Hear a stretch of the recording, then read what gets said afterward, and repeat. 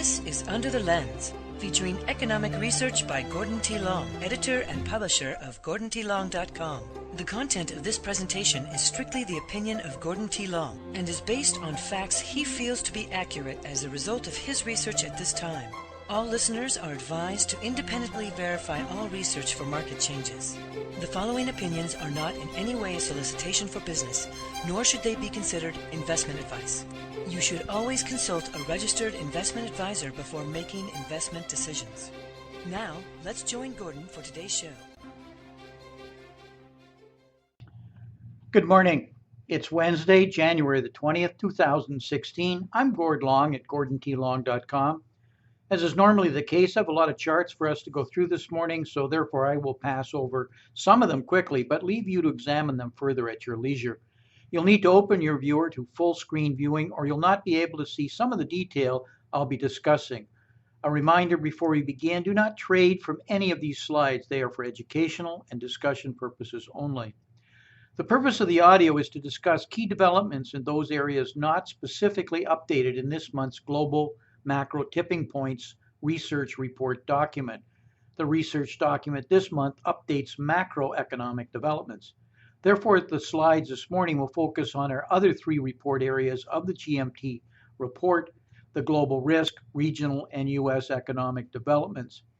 As I often do, I'd like to tie them together into a discussion on what I see to be what we need to focus on in Q1 2016 as we follow the turn in the global credit cycle. In this regard, I'd like to discuss the following this morning: the financial markets, where we see heightened nervousness both in the United States but in the global equity and bond markets. I'd like to talk about collapsing revenue and collateral in the energy sector, and specific to what I see as anticipation of an Iranian-Saudi oil war. Talk about China. Clearly, that's on the front page today, of collapsing trade and a commodity super cycle, and then just further proof of the turn in the credit cycle. Over the past few quarters, our monthly reports have focused on the rapidly decaying fundamentals around the world. There is little doubt any longer of the degree of global slowdown we are experiencing and the fact the U.S. is now being impacted. I'm already reading mainstream writers talking about a potential U.S. recession in 2016. The purpose of the GMTP mission has been achieved. None of this should come as any surprise to our subscribers. It is time to shift, however, our attention to what we now see to be the focus. That is, what global events will dictate the seriousness of the outcome in 2016. Maybe more specifically, what will trigger the next round of central bank and government policy initiatives. You know they're coming. We need not focus on the U.S., as it is going to be the tail on the dog reacting to the events. This chart of global reserves shows something quite startling. Reserves are not only not growing, but in fact are shrinking. The same players who were the biggest builders of foreign reserves are now the ones falling the fastest. Who? China and the major non-U.S. energy exporters. That is where we'll look in this report. Before we do, though, it is important to restate for our many new subscribers, nothing has changed since the 2007 financial crisis, except to say the problems have only gotten worse. The media talked about the deleveraging after the 2007 financial crisis and the reduction in debt overheads. Exactly where is it in this chart when we look at the three biggest culprits combined: the US, Japan, and the EU? It has been more or less an uninterrupted line since the dot-com bubble burst in 2000. We had credit growth outstanding, denominated in these three currencies, of $27.4 trillion between 2000 and the great financial crisis. We've had 24.97, nearly 25 trillion since. The growth in private sector debt securities outstanding in the developing countries is up threefold since 2009. This is why we entitled a recent report, Debt Storms Over Emerging Markets, because of the potential inabilities of these countries to handle the debt with falling export volumes and pricing power. The fact the Federal Reserve was boxed into a corner and recently had to follow through on its directional statement to increase the Fed funds rates should not be construed that they will necessarily follow through on the gradual movement they have forecast upwards to 1.5%.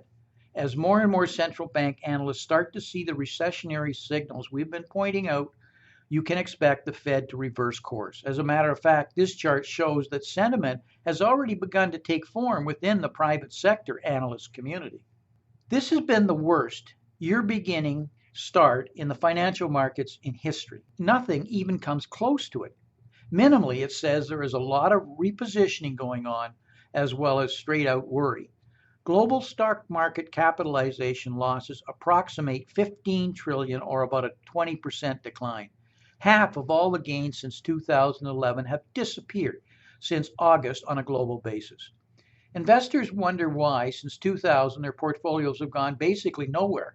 It is because the 2000 and 2007 drawdowns took their portfolios years to recover on an absolute basis, and when discounted for inflation, likely many still have lost net purchasing power. Wall Street is well aware of this. It is important for Americans to realize that global markets have been hit the hardest and the longest. It is only now just beginning to be seen in the major U.S. indexes. The cascading effect began in the commodities complex when the U.S. Federal Reserve announced its intentions to taper, shown here in red. We have discussed this many times, most recently in the Canary in the Coal Mine article when we discussed Glencore. When commodity prices and oil specifically went over the cliff in mid-2014, we began to see the debt of leveraged players in the mining and energy complex become more expensive and the spreads on high-yield bonds begin to widen. Recently, this has become more pronounced as the credit cycle began turning in concert with this. So far, the U.S. S&P appears to be only showing a minor rounding in trend, at least on the surface, since the breadth shows it being held up primarily but is referred to as the FANG, NOSH, Nifty 9, or the Fanta stocks. And if they're all basically Facebook, Amazon, and Netflix, and one form or another of Google. I have shown an older version of this chart previously. The professional money has exited if their fund perspective and incentive plans allowed them to do that. This is pretty blatant and doesn't bode very well for 2016. I mentioned the FANG and NOSH stocks, which mutated to the Nifty 9 and the most recently the fantasy stocks.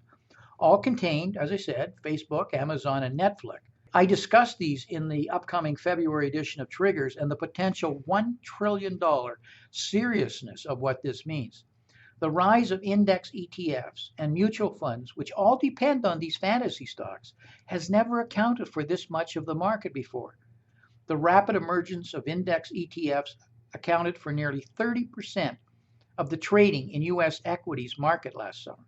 Fantasy weakness will magnify or even potentially cause flash crashes if they break critical support levels. This is an untested $1 trillion stock bubble problem. Let's examine the problems and where these fantasies may be headed. By considering an equal-weighted stock index, which removes the fantasy directions from the market, many technicians were able to identify clearly what was occurring as a triple top was put in. And that's what we've seen, a triple top. Corporate revenues, margins, and operating profits have been falling for the last few quarters. Recently, cash flows and EBITDA have started contracting. The expected outcome is to see desperate suppliers bolster sales by artificially channel stuffing. This is occurring and often precedes a significant reversal in market direction.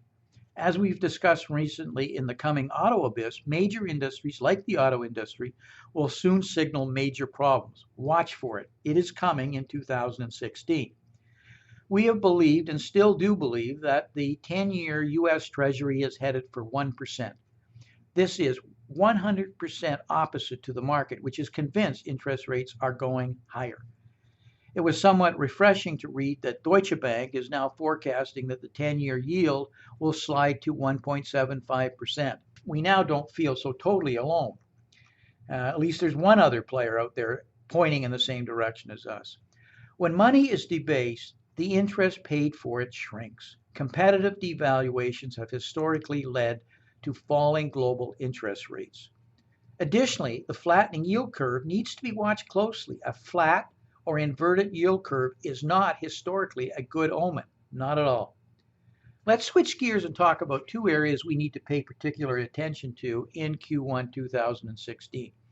The first is what is happening in the energy sector, specifically oil and gas prices. OPEC is not following its traditional strategy. Though measures such as oil rig count have fallen, Saudi production has not, nor has it in any of the OPEC and non-OPEC producing countries. Oil priced in gold is at historical low, even with gold having fallen significantly over the last 2 years. So what's up here? First, we have the anticipation of an Iranian-Saudi oil war being baked into oil prices. The price of oil was $115 per barrel 18 months ago until Saudi Arabia greatly increased production to initially crush rivals in the US and Russia. That was before the landmark Iran nuclear agreement, which removed sanctions on January the 15th. The Iranian Islamic Republic has vowed to return its oil production to pre-sanction levels that stood above 3 million barrels a day. Iran is the holder of the world's fourth largest reserves of crude and the biggest deposits of natural gas. And I quote here, the oil ministry, by ordering companies to boost production and oil terminals to be ready, kicked off today the plan to increase Iran's crude exports by 500,000 barrels. This is by the official Islamic Republic news agency reporting from their deputy oil minister. Iran will likely be able to add as much as maybe 800,000 barrels a day output this year from the 2.7 million barrels. The country plans to raise output capacity to 5.7 million barrels a day by the end of 2020. Stock markets across the Middle East saw more than 27 billion pounds wiped off their value as the lifting of the economic sanctions against Iran have threatened to unleash a fresh wave of oil onto the global markets that are already drowning in excess supply. Another point here, and that's the shocker of Saudi Arabia privatizing the $11 trillion Saudi Aramco. And that's still being sorted out. It signals something ominous. My recent video guest on the Financial Repression Authority, Ira Harris, gave his well-researched perspective, emphasizing there is a lot of geopolitical aspects to the potential of a Saudi Arabia privatizing its oil assets through an IPO. He cites, and I quote here, one, it keeps the Saudis in the Western camp as the possibility of the largest IPO ever will secure the kingdom's protection. Could U.S. and developed stock markets absorb the demise of an $11 trillion company without undermining the entire financial system? Two, if the Saudi cut production, it will be done under the guise of enhancing shareholder value for if they fail to work for shareholders, they might be sued by the SEC or else be challenged for a seat by some activist. Three, it provides for a massive capital infusion, and equity is cheaper than going to the bond market. Ira says some are arguing that the IPO will never happen because it will require too much public disclosure of the Saudis' oil reserves, but he would advise checking through some of the Chinese corporations listed in the U.S. on that one. It will necessitate the Western powers maintaining security for the kingdom. If the Saudis are a major part of the investor portfolios, the Western governments will be guardians of the monarchy.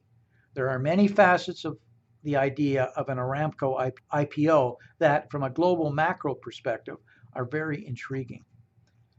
The second major focus in Q1 2016 should be the hard landing occurring in China. The worst performing stock market in the world is China, and that is with massive government intervention on many fronts. It is hard to imagine the destructions if the government wasn't exercising totalitarian responses. I don't believe I'm exaggerating when I say the Chinese government regulatory reactions have been unprecedented in financial markets. I'm highly skeptical it can avoid the inevitable adjustment that must occur. The adjustment can be seen here. It must be appreciated that the Chinese stock market is still out of the stratosphere, even when compared to the historically overvalued US market, which we have been warning about throughout 2015. If this is not enough, we have existing loans going bad and an inability to be rolled over with cheap money. The bad loan problem is a developed nation's problem and can be seen across the globe where excess supply has been built based on false demand stoked by a protracted period of quantitative easing. Last month, I talked extensively about the slowing world trade. It continues to get worse, with fewer and fewer transatlantic cargo boats actually out at sea because the Baltic dry freight rates are below the operating cost of transport cargo ships. That makes it pretty clear that there is no demand. The last time we had anything even remotely comparable was in the early stages of the 2007 meltdown. It is our belief that the commodity supercycle is not only over, but has already returned to levels not seen since the U.S. came off the gold standard in August 1971. Maybe it is telling us something about the true value of the U.S. dollar.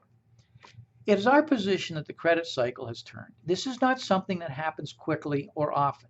It is a major trend reversal and takes financial markets with it, not necessarily in a straight line, but steadily over time.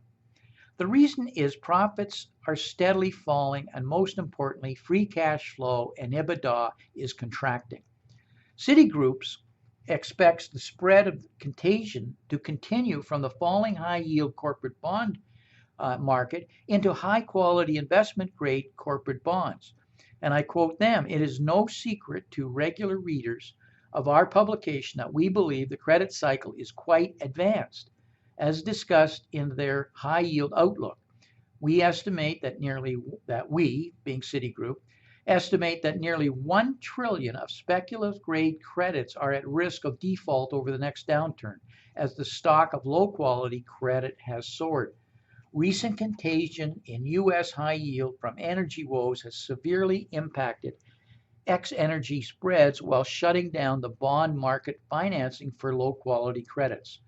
Our leading measure of non-bank liquidity has now even surpassed the weaknesses seen during the Eurozone crisis.